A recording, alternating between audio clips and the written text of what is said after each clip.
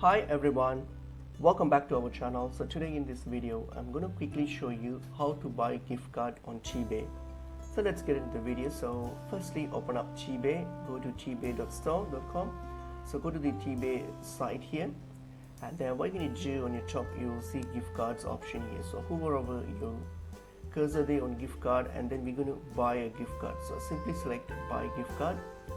So when you select buy gift card, so here underneath here you will see the search criteria here. So select which type of if you have any pricing limitations, you can search for a price here, and then under category you can search what type of card you want. So what type of gift card, for example like Apple and iTunes card. If I select that, and then it will show all the sellers available here to buy. So I have these options here, so choose whatever that's suitable for you. So you can see the delivery, how it's delivered, and then the price and everything, how it needs to be paid and everything.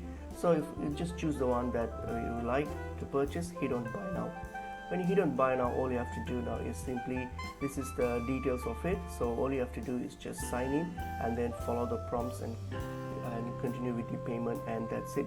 You'll be able to purchase it. So it's a pretty easy and straightforward process. So I hope this video was helpful. I will see you in another video. Thank you.